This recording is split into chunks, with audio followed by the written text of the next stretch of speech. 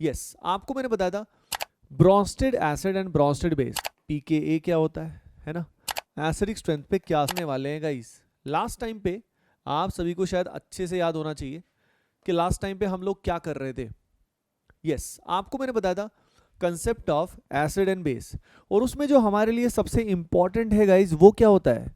Yes वो होता है हमारे लिए, क्या होता है बताओ, Bronsted acid and Bronsted base.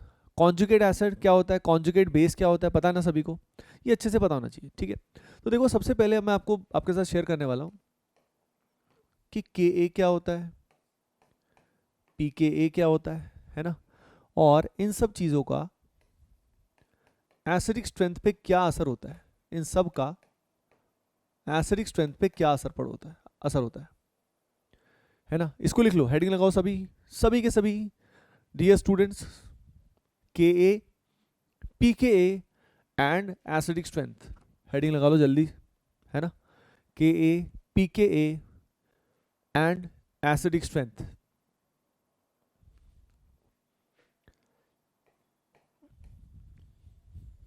ठीक है, बहुत मजा आएगा, इट विल बी फन। देखो कोई एसिड है, यह एसिड एच और सॉल्यूशन में मान लेते हैं पानी है ना, एक्वा सॉल्यूशन मान लेते हैं, ध्यान देना सभी किसी, मजा आएगा। तो यहाँ पे अब क्या होता है, यहाँ पे इस प्रोसेस में क्या होगा, देखिए एसिड को आप जानते हो, एसिड क्या करने वाला है, एसिड H प्लस को लूज करने वाला है। तो यहाँ पे ये H प्लस को लूज करेगा, H प्लस को लूज करेगा तो यहाँ पे ये कन्वर्ट हो जाएगा A माइनस में। तो ये है हमारा एसिड, H प्लस लूज करके कन्वर्ट हुआ A माइनस में, और ये हुआ इस HA का, इस एसिड का ये हुआ कॉन्जुगेट बेस। क्लियर है। अभी बताओ एसिड ने H प्लस लूज किया होगा तो बेस ने H प्लस को क्या किया होगा, बताओ, एक्सेप्ट किया है। तो यहाँ पे वाटर जो है ये इस H प्लस को क्या करेगा, एक्सेप्ट करेगा डियर स्टूडेंट्स। तो वाटर जब H प्लस को एक्सेप्ट करेगा तो यहाँ पे ये हुआ हमारा बेस, है ना, और ये कन्वर्ट हो गया किसमें, ये कन्वर्ट हुआ H3O प्लस में। समझ गया सभी, ये इस बेस का कॉन्जुगेट एसिड है ना। अब इस प्रोसेस में एसिड टूट गया, एसिड डिसोसिएट हो गया, हम बोलेंगे एसिड डिसोसिएट हो गया। ठीक है, अब इस प्रोसेस में फाइनली इक्विलिब्रियम अचीव हो गया, इसके लिए आपको इक्विलिब्रियम आना चाहिए। ठीक है, इक्विलिब्रियम अचीव हो गया यानी सबका अब कॉन्सेंट्रेशन कांस्टेंट है, सबका कॉन्सेंट्रेशन कांस्टेंट है। इस समय पे जो इक्विलिब्रियम कांस्टेंट होता है dear students, that equilibrium constant is known as K A. समझ रहे हो ना, जब फाइनली इक्विलिब्रियम अचीव हो गया यानी एसिड ने H प्लस डोनेट किया, है ना, उसने H प्लस को एक्सेप्ट किया, और अब सबका कॉन्सेंट्रेशन कांस्टेंट है। समझ रहे हो, rate of forward is equal to rate of backward reaction. तो इस समय जो हमारा रेट कांस्टेंट है, जो इक्विलिब्रियम कांस्टेंट है सॉरी, वो होता है acid dissociation constant.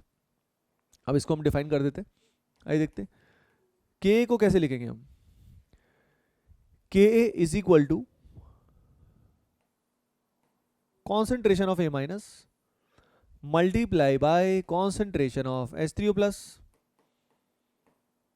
Divide by concentration of HA multiply by concentration of water। Clear है, ठीक है। सबसे पहली बात, एक मतलब K तो आपको समझ में आ गया कि K को कैसे कैसे डिफाइन करते हैं। नाउ द पॉइंट इज, एक स्ट्रॉन्ग एसिड कौन होता है, what is known as a strong acid. तो देखो एसिड की प्रॉपर्टी है H प्लस लूज करना, तो दो बातें हो सकती हैं, या तो हम स्ट्रॉन्ग एसिड उसको बोल सकते हैं कि जो H प्लस जल्दी रिलीज करे, H प्लस जल्दी रिलीज करे, ठीक है, एकदम से झट से H प्लस रिलीज कर दिया। ज्यादा रिलीज करे वो बात नहीं है, जल्दी से रिलीज कर दिया, यानी रिएक्शन कितनी आगे तक गई, फॉरवर्ड में कितना गई वो बात नहीं है, मतलब दो पॉसिबिलिटी हो सकती है, कितना जल्दी। अगर हम इससे डिफाइन करें तो इस प्रॉपर्टी को बोलेंगे कि भाई ये तो एक काइनेटिक, इसको बोलते हैं काइनेटिक एसिडिटी। काइनेटिक मतलब झट से H प्लस जितने, यानी स्ट्रॉन्ग एसिड कौन होगा काइनेटिकली, काइनेटिकली मतलब स्पीड, स्पीड कितना जल्दी H प्लस रिलीज किया। लेकिन अगली बात होती है कि भाई H प्लस धीरे किया रिलीज, चाहे देर में किया, अगर H प्लस उसने ज्यादा रिलीज किया, ज्यादा amount of H plus release किया, तो बेसिकली ये जो एक्सप्लेनेशन हुआ ये हुआ इसका थर्मोडायनेमिक एक्सप्लेनेशन, है ना। तो हम एसिड को नॉर्मली कैसे डिफाइन करते हैं? थर्मोडायनेमिकली डिफाइन करते हैं। मतलब एक स्ट्रॉन्ग एसिड कौन है? एक स्ट्रॉन्ग एसिड वो माना जाता है जो ज्यादा क्वांटिटी ऑफ H+ रिलीज करे, ना कि वो जो जल्दी H+ रिलीज करे। समझ रहे हो सभी, है ना? तो लिखो, इस बात को लिखो सभी। A strong acid is one a strong acid is one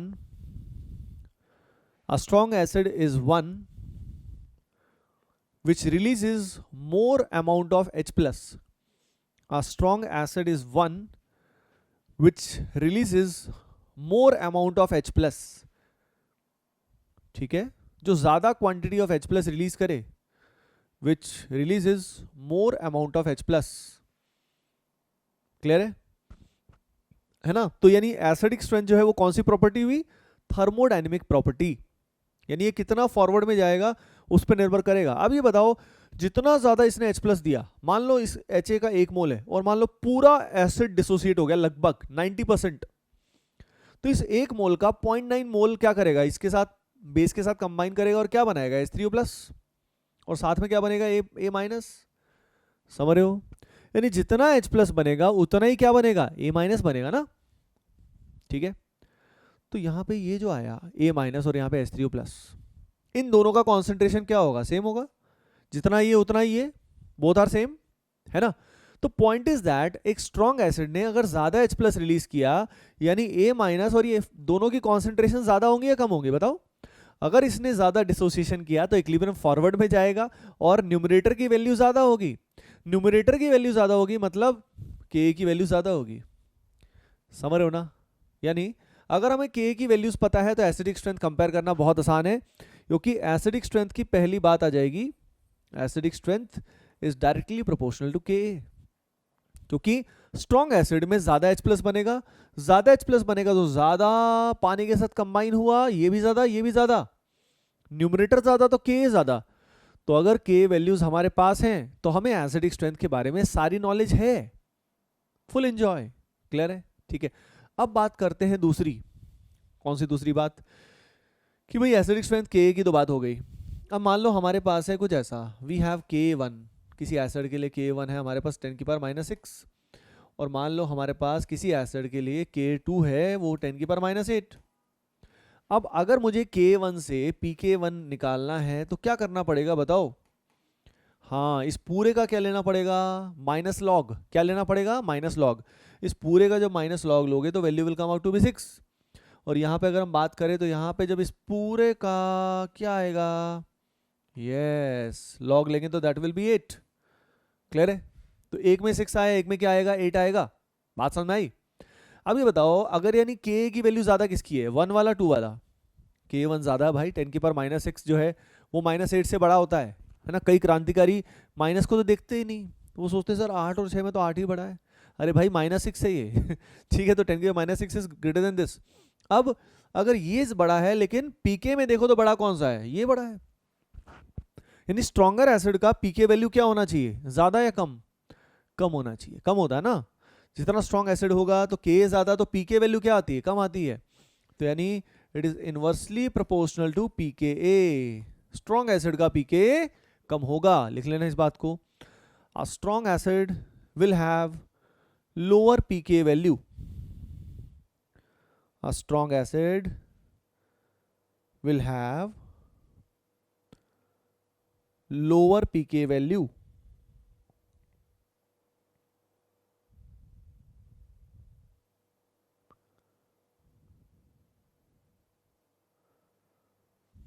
ठीक है जी, क्लियर है? बात समझ में आई?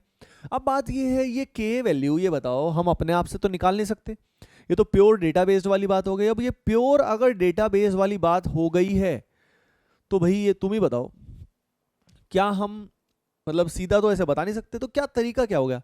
मतलब हम कंपाउंड को देख के कैसे पहचानेंगे? क्या तरीका होगा? तो देखो उसका तरीका है बाय यूजिंग A-।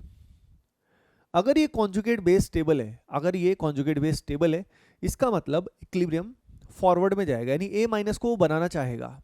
यानी सारा का सारा खेल थ्योरेटिकली कैसे करोगे?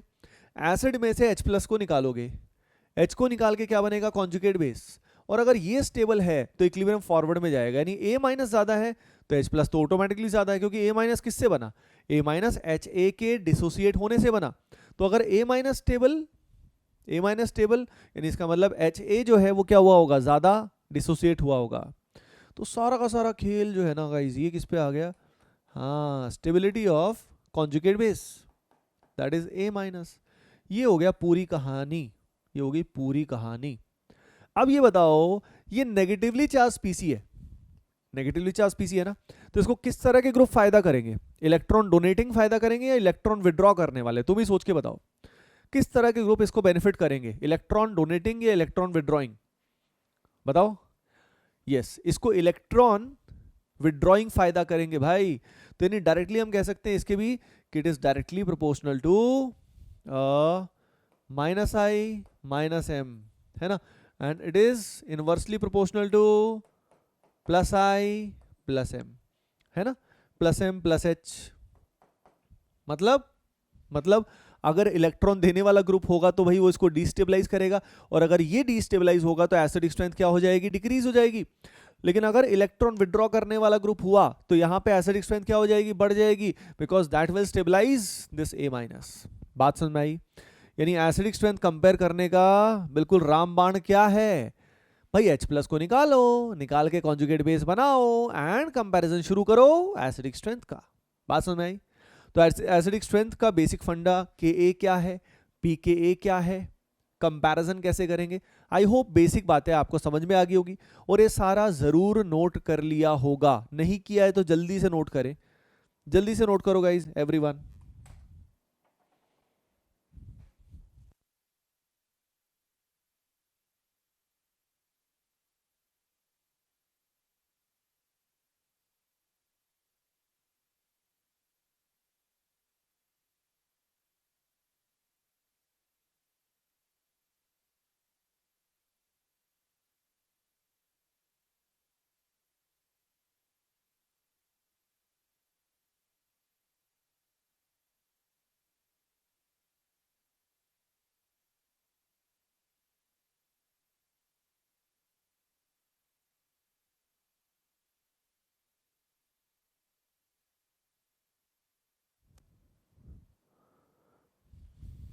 ठीक है, लिख लिया सभी ने, एवरीवन, ओके। चलो भाई, अब अपन क्या करेंगे, स्टार्ट करते हैं क्वेश्चन से। क्वेश्चन से सारा कुछ फंडा क्लियर हो जाता है, ठीक है। देखो यार, सबसे पहले फॉर एग्जांपल हमारे पास NH3 वाटर HF, ठीक है। कुछ क्वेश्चन मैं कराऊंगा, धीरे धीरे आपको क्लैरिटी आती जाएगी। अच्छा, एक बात मैं आपके साथ शेयर कर लेता हूं कि पता है फैक्टर ना मल्टीपल होते हैं, फैक्टर कई सारे होते हैं एसिडिक स्ट्रेंथ में, समझ रहे हो ना, मल्टीपल फैक्टर्स आर देयर। लेकिन ये जो मल्टीपल फैक्टर्स है, अगर मैं आपको सारे के सारे बताऊंगा तुम्हारा दिमाग ही खराब होगा, है ना। तो यहाँ पे जो सबसे इंपॉर्टेंट फैक्टर है जिसके बेसिस पे मेजॉरिटी क्वेश्चन सॉल्व हो जाते हैं, वो होता है स्टेबिलिटी ऑफ कॉन्जुगेट बेस। तो फैक्टर मल्टीपल होते हैं, है ना, समझ रहे हो। यानी ऐसा कोई भी फैक्टर, अगर ब्रॉड बात करूं, ऐसा कोई भी फैक्टर जो इक्विलिब्रियम को फॉरवर्ड में लेके जाता है, ऐसा कोई भी फैक्टर जो इक्विलिब्रियम को फॉरवर्ड में लेके जाता है, के की वैल्यू बढ़ाता है, वो एसिडिक स्ट्रेंथ को भी बढ़ाता है ना। तो स्टार्ट करते हैं with the first question. H को निकाल दो, कहां से निकालते हैं, अंडरस्टूड है। यहाँ तो सारे एक जैसे हैं, किसी को भी निकाल दो। एच को निकाल दिया, यहाँ बन गया NH2 माइनस, यहां से H को निकाल दिया, यहाँ बन गया OH माइनस, यहां से H को निकाल दिया, यहाँ बन गया F minus, NH2 minus, OH minus, F minus.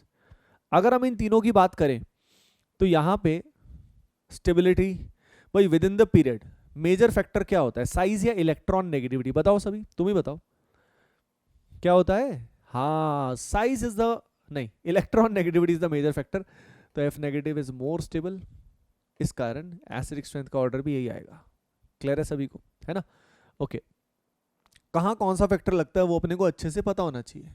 चलिए चलते हैं आगे, let's move on to the next one. जैसे कि हमारे पास कुछ ऐसा है, यहाँ कुछ ऐसा है और यहाँ कुछ ऐसा है। अब इन तीनों में हमें एसिडिक स्ट्रेंथ कंपेयर करना है, इन तीनों में हमें एसिडिक स्ट्रेंथ कंपेयर करना है डियर स्टूडेंट्स। तो थिंक अबाउट इट, सोचिए उसके बारे में सभी के सभी।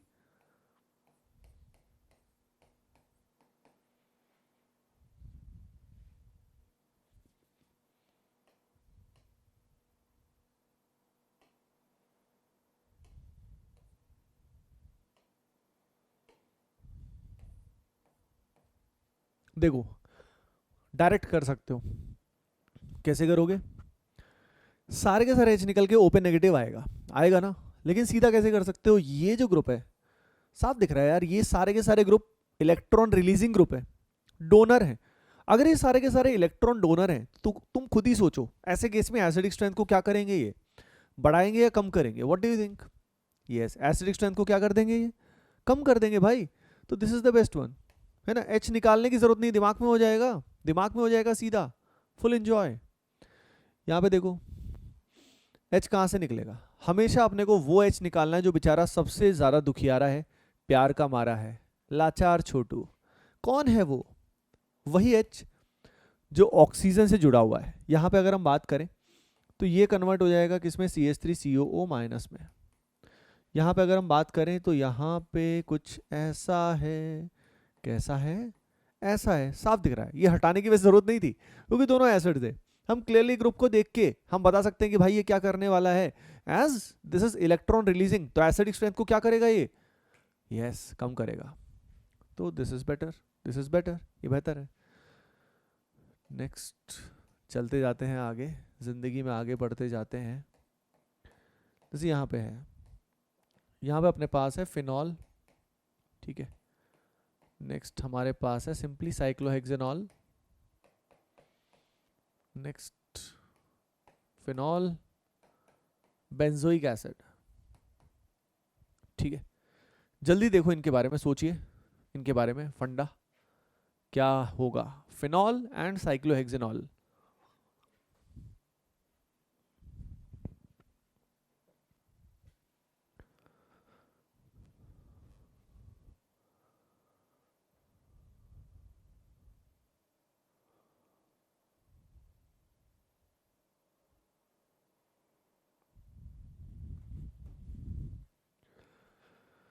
इन दोनों में अगर हम बात करें, दिस इज बेटर,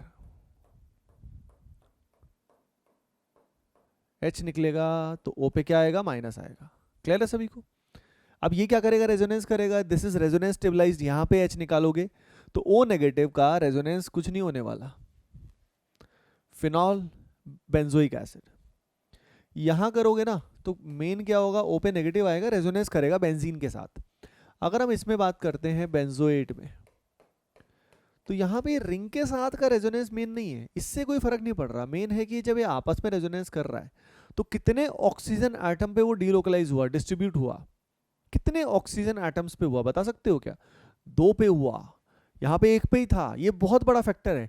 जब नेगेटिव चार्ज किसी हाईली इलेक्ट्रॉन नेगेटिव एटम पे जुड़ा होता है, मतलब उस पे प्रेजेंट होता है, ऐसे केस में उसका कंट्रीब्यूशन रेजोनेंस हाइब्रिड में काफी सिग्निफिकेंट होता है।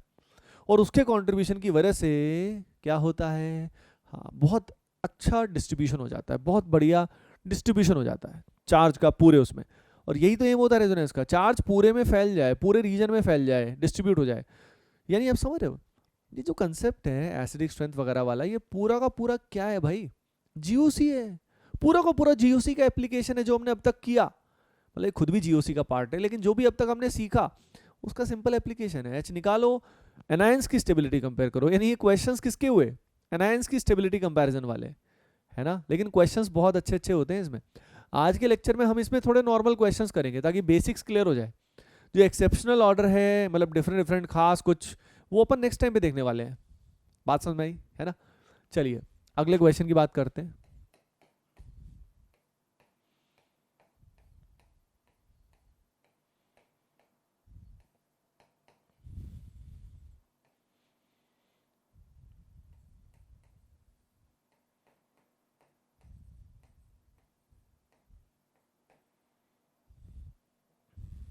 इन चारों में कंपैरिजन, पांचों में कंपैरिजन करेंगे, ठीक है। दोनों तरीके बताऊंगा आपको, दोनों तरीके बताऊंगा। I will tell you both the methods, है ना। तो देखते हैं क्या होता है।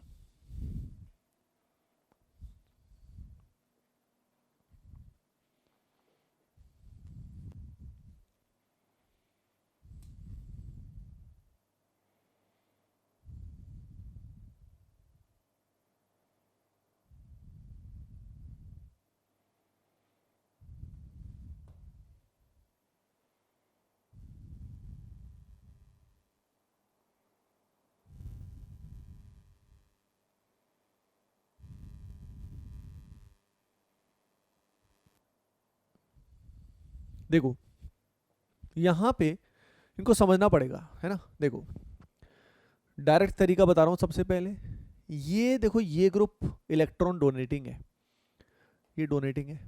अपने को पता होना चाहिए ये क्या शो करता है, प्लस एम, ये प्लस एच, प्लस आई भी करता है। जो डोमिनेटिंग फैक्टर है उसको देखो, ऐसे तो ये माइनस आई शो करता है, लेकिन माइनस आई को इग्नोर कर दिया ना हमने। जो डोमिनेटिंग फैक्टर है उसको देखना होता है ना।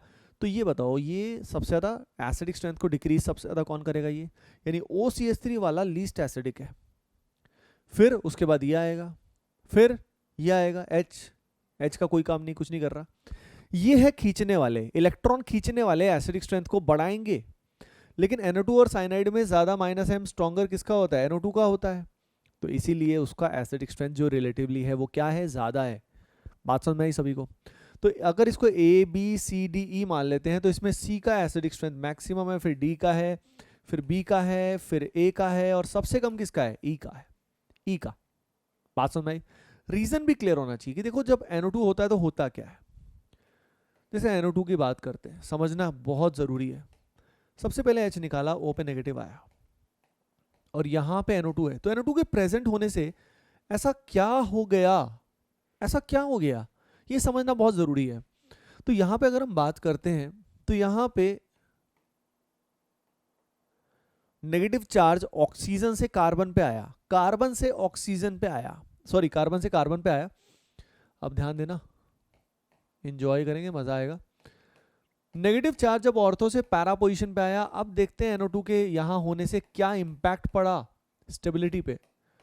समझ में आना चाहिए। कई स्टूडेंट से रट लेते हैं कि उसने खींच लिया, खींच लिया। भाई क्या खींच लिया क्या खींच लिया उसने, तो समझो क्या खींचा। यहां पे जब NO2 के साथ ये कॉन्जुगेशन में है तो याद करो जब रेजोनेंस सीखा था तो ये यहाँ पे नेगेटिव चार्ज अब किधर पे चला जाएगा, ऑक्सीजन पे। और जैसे कि मैं तुम्हें अच्छे से बता चुका हूं, ऑक्सीजन पे नेगेटिव चार्ज आना मतलब फुल एंजॉय। बात समझ में आई तुम्हें, मतलब फायदा हो गया ना। तो इसके माइनस एम से कैसे फायदा हुआ, इसके माइनस एम से ऐसे फायदा हुआ, because negative charge is moving from carbon to oxygen. Carbon से कहां पे जा रहा है, वो ऑक्सीजन पे जा रहा है, which is more electron negative. बात समझ में आई आपको, ठीक है। तो ये इसमें फायदा होता है ना। लेकिन यहीं पे अगर खींचने की बजाय डोनर हो नुकसान करने, तो नुकसान हो जाएगा यार। मान लो यहाँ पे इसी की बजाय, खींचने की बजाय OCH3 लगाए तो क्या होगा, समझना।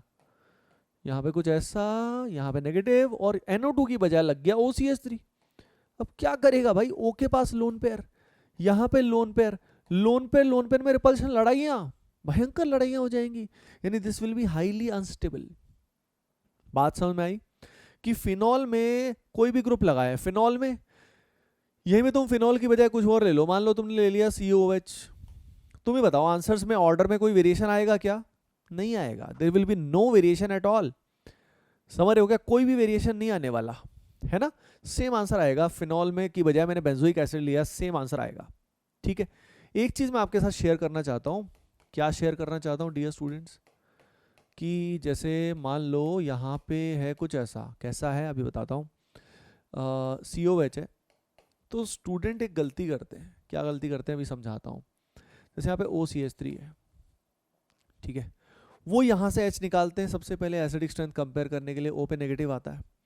फिर वो गलती क्या करते हैं, गलत अप्रोच बता रहा हूँ, वो क्या करते हैं, वो रेजोनेंस यहाँ कर देते हैं ऐसे, और रेजोनेंस करके रिंग में चार्ज माइनस की बजाय क्या आता है, क्या आता है बोलो, प्लस। अगर ऐसे करोगे तो रेजोनेंस क्या हो जाएगा, हाँ माइनस की बजाय प्लस, प्लस आ जाएगा चार्ज। तो प्लस को ये ऑक्सीजन क्या करेगा, फायदा करेगा ना। तो इससे कई स्टूडेंट्स को गलत फहमी हो जाती है कि OCH3 तो सर फायदा कर रहा है ना यहाँ पे। अरे भाई रेजोनेंस का सिस्टम कौन सा डोमिनेट कर रहा है ये तो देख ले। पाई पाई कॉन्जुगेशन की बजाय लोन पेयर पाई डोमिनेट करेगा ना, याद है ना सभी को, ATPains को तो सब याद होना चाहिए भाई। तो यहाँ पे लोन पेयर पाई अगर यहाँ पे होगा तो लोन पेयर ने पाई को धक्का मारा, जिससे क्या हुआ, नेगेटिव आया, और नेगेटिव नेगेटिव में क्या होगा, रिपल्शन होगा भाई, नुकसान होगा। समझ रहे हो ना। तो ये कॉमन कई बार स्टूडेंट गलत सोच लेते हैं, पर ऐसा है नहीं, that is a wrong approach. समझ रहे हो मैंने क्या किया, ये स्टूडेंट गलती करते हैं कहीं, तो ये चीज मत करना, ये this is a wrong approach. Clear है, ठीक है। चलो यार, चलो आगे चलते हैं। Let's move on to the next important question, छोटा सा है लेकिन इंपॉर्टेंट है। वही एसिडिक स्ट्रेंथ कंपेयर करनी, करते जाना।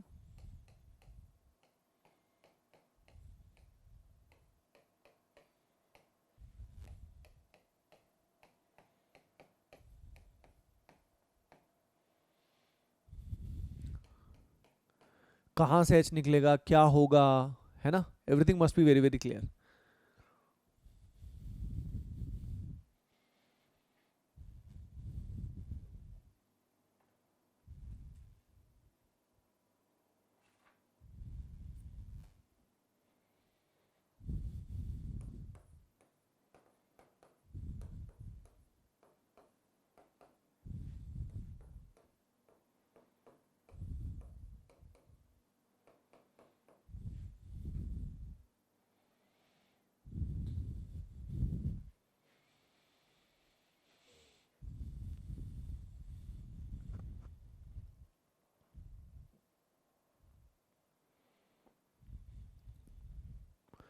इन दोनों में पता है, एक बात आपको बताता हूँ, ये जो एल्काइन होता है, इस तरह के एल्काइन को बोला जाता है टर्मिनल एल्काइन।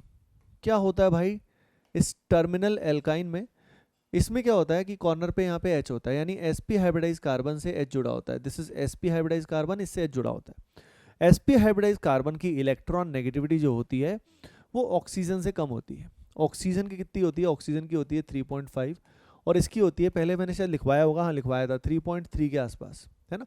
तो यहाँ से जब H को निकालोगे ना, यहाँ से निकालोगे H को, ये नहीं कि यहाँ से निकाला, रेजोनेंस तो करेगा बट दिस इज बेटर, क्योंकि किस एटम से वो डायरेक्टली जुड़ा है ये बहुत मैटर करता है। तो यहाँ पे डायरेक्टली H से जुड़ा है, मतलब H ये कार्बन से जुड़ा है, तो यहाँ पे नेगेटिव आएगा, यानी यहाँ पे जो कॉन्जुगेट बेस है ये है कुछ ऐसा, है ना, और यहाँ पे कौन सा आएगा, CH3O माइनस, O माइनस और C minus, the better one is O minus. तो ये बात प्रॉपर लिख लो, लिख लो, alcohols are more acidic than terminal alkynes, alcohols are more acidic than terminal alkynes, alcohol ज्यादा एसिडिक होते हैं टर्मिनल एल्काइंस से। बात समझ में आई, क्लियर है, that is how you have to do it. Okay, now अगर हम बात करते हैं इन तीनों की, लेट्स टॉक अबाउट दिस। यहां से H निकलेगा तो यहाँ पे नेगेटिव आएगा, यहां से क्यों निकाला, क्योंकि यहां जब नेगेटिव आएगा तो ये दोनों CO के साथ रेजोनेंस करेगा, यानी मैं कह सकता हूं कि भाई इसका भी माइनस है, इसका भी माइनस है, इसको स्टेबलाइज कर रहा है। यहाँ पे H निकाला तो एक ही C डबल बॉन्डों का माइनस M इसको फायदा कर रहा है।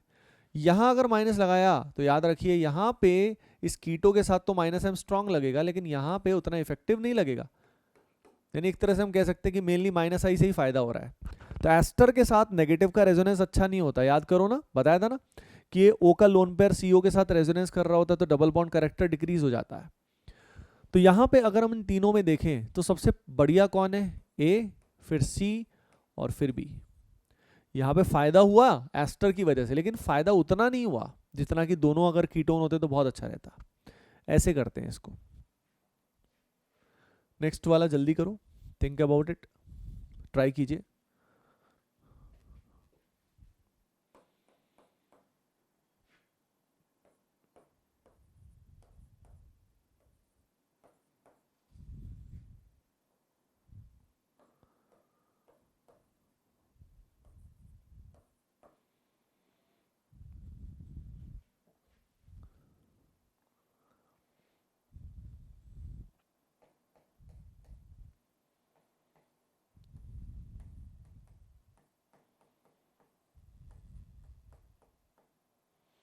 देखो इन तीनों में क्लियरली ये वाला बेस्ट है। SO3 माइनस का स्ट्रक्चर बना के देखो भाई, H जब निकालोगे ना तो SO3 माइनस में जो ये नेगेटिव चार्ज है कितने ऑक्सीजन्स पे जाएगा यार, 3 ऑक्सीजन्स, मजे आ गए। तो ये सल्फोनिक एसिड का acidic strength is very high, then benzoic acid, then phenol, then phenol, phenol काफी पीछे होता है इनसे, है ना। कुछ पीके वैल्यूज का थोड़ा हमें अंदाजा भी होना चाहिए, तो नेक्स्ट क्लास में मे बी हम देखेंगे कि कुछ इंपॉर्टेंट पीके वैल्यूज कौन सी होती है, we have to see that, clear है। नेक्स्ट वाले केस में कहाँ से H निकालना है, क्या करना है, you have to think about it, थोड़ा तो सोचना पड़ेगा।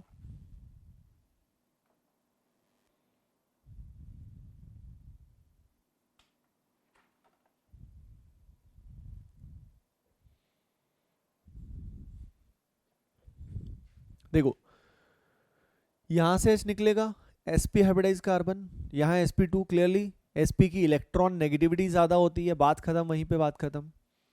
यहाँ पे NO2 NO2, देखो चाहे वीडियो को पॉज करके, लेक्चर को पॉज करके करो, लेकिन टाइम लेके ढंग से करो। जब तक खुद नहीं करोगे काम नहीं होगा, याद रखना। अगर मैं ही कराता रहूंगा तो बात नहीं बनेगी उससे, it will not work dear students.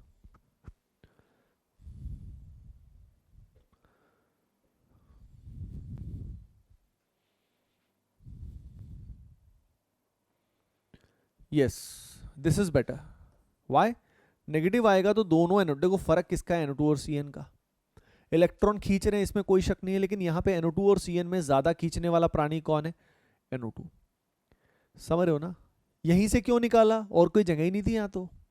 लेकिन हमें बाद में अपने आप अंदाजा लग जाता है दिमाग में, जहाँ से निकालना हो ना H, वहाँ पे दिमाग में नेगेटिव चार्ज लगा दो और सोचो यार नेगेटिव चार्ज आने से यहाँ क्या फ़ायदा होगा क्या। यानी हमें वहाँ से H निकालना होगा जहाँ से H निकालने के बाद सबसे स्टेबल कॉन्जुगेट बेस बने। Remove H at the place, ठीक है, जहाँ से H निकालने के बाद कार्बन आयन सबसे ज़्यादा स्टेबल आए, CCl3 CF3OH, this is better.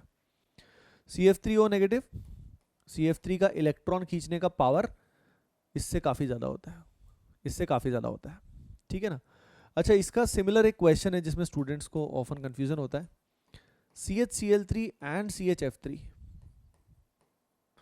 इसमें द बेटर वन इज, इसमें बेटर होता है, चलो ये नेक्स्ट टाइम आते हैं डिस्कस करेंगे कौन बेटर होता है, CHCl3 एंड CHF3। और एक और क्वेश्चन है जो मैं दे रहा हूं तुम्हें,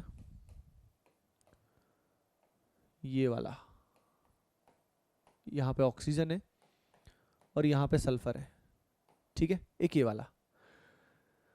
तो जो होमवर्क दिया है वो तो करेंगे ही डिस्कस, उसके अलावा ये भी डिस्कस कर लेंगे 2 क्वेश्चन, है ना। और एसिडिक स्ट्रेंथ को बहुत ही अच्छे से फिर नेक्स्ट टाइम अपन करने वाले। इंटरेस्टिंग जो ऑर्डर्स हैं, थोड़े अच्छे अच्छे क्वेश्चंस, ये मान लो थोड़ा सा डिटेल में, डेप्थ में हम नेक्स्ट टाइम जाने वाले हैं। क्लियर है guys? So guys I hope आपको आज के सेशन में मजा आएगा और आपको होमवर्क में भी बहुत बहुत मजा आएगा। क्लियर है गाइस? ओके देन, मिलते हैं फिर, है ना, नेक्स्ट सेशन में मिलते हैं। Okay, bye bye guys, take care, love you all, bye bye.